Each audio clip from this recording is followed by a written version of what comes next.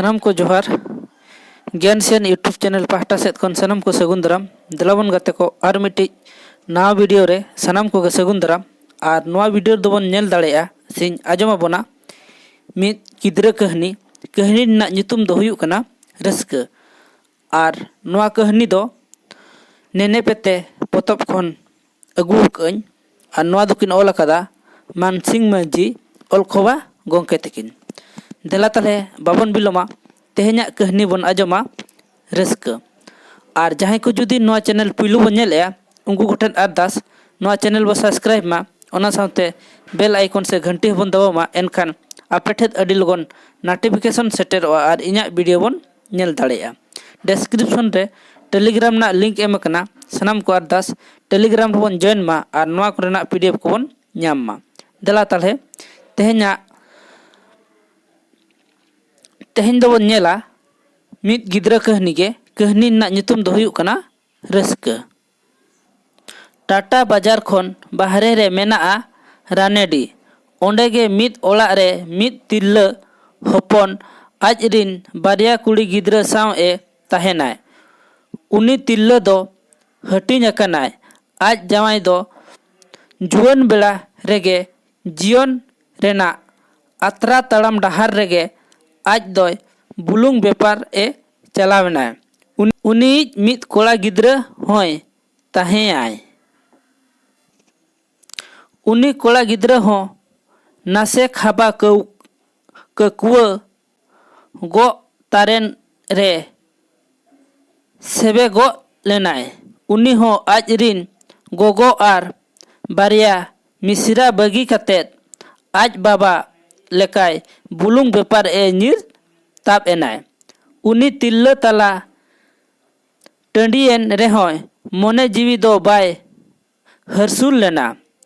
मारांग कुड़ी गिद्रा के नापाय ओकोच सेचेत आर गुण व्यवहार एम अनु कतेत ए हरा बुरु कदेया हुडिनिज हो नापाय सहित गे ओलो ए उनी तिल्ला हानते नाते खन आर आजिज होड़ा पेंशन टाका तेगे हपन एरा किन सेचेत सावते हरा बुरु माय एतोर केत किन गियाय अतु टोला आर समाज रेना अन अरी आर सानम पाराब पुनई इदी कतेत होय जागारात किनते अकिना जीवन डहार रे अलबत ते ताड़ाम जांगा होय इस्किर केटेज केत तकिना मिद दिन हिलो कथा आको ओड़ा रे उनी तिल्ला आज दई हपन ए हेज एनाय उनी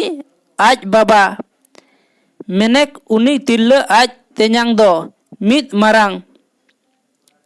कारगल ते चक्री ते ओना कारगल रेया गे मिद मारांग क्वार्टर रेको ताहेना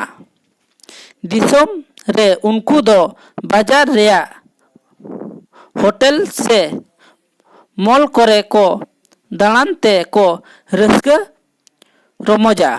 उनी कुड़ी गिद्रा अयुब बेलाय सेटेरेनाय दो ओना हिलो दो नापाय सहित को जिल दाका काते को जम होचो केदेया दोसर हिलो हो अंटाव कुड़ाव बसियम तिकिन को जम होचो केदेया अयुब बेला दो उनी तिल्ला मारांग कुड़ी के कुलिये कनाय चेत ओला रे ताहेनते बोर मेट अड़िस बांग पे बुझेवा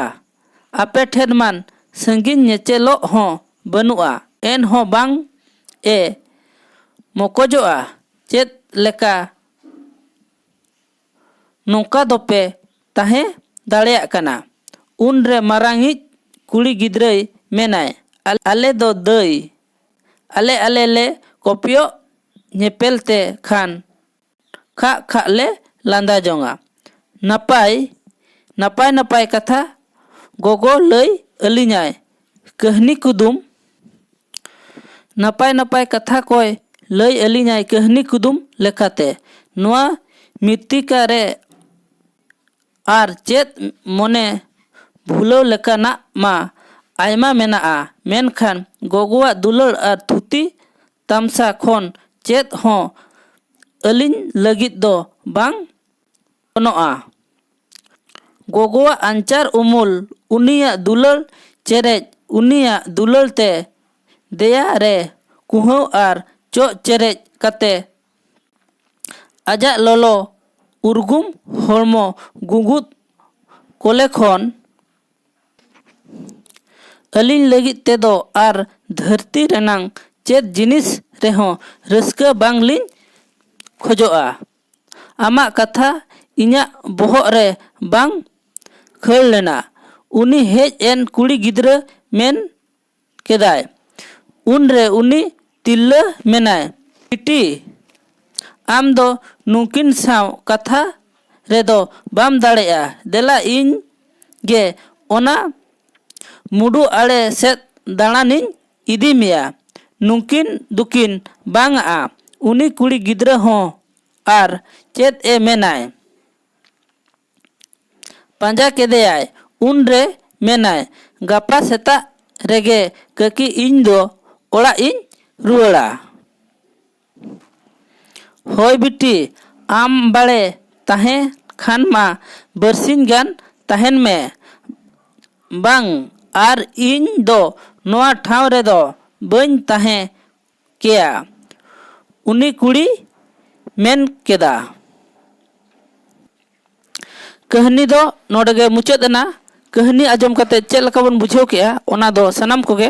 कमेंट द्वाराते लई ताबन पे आर वीडियो बन कुसिया खान लाइक माबो ओना सावते चैनल हबन सब्सक्राइब मा आर बेल आइकन से घंटी हबन दबा मा एनखान आपे ठेत अडिल गन नोटिफिकेशन सेटेरोआ आर इन्या वीडियो बन नेल दाड़ेया। जोटाव कोठेत गाते कोठेत शेयर ताबन पे लाइक शेयर कमेंट दो आलोबन हिड़िया। मा ताले नोआ वीडियो दो नोडेगे तहन कना आर मिट्टी वीडियो रबो ᱧᱟᱯᱟᱢᱟ। इना धबिते इन पाहटा सेद खन दोलहाते गोड आर जोहार।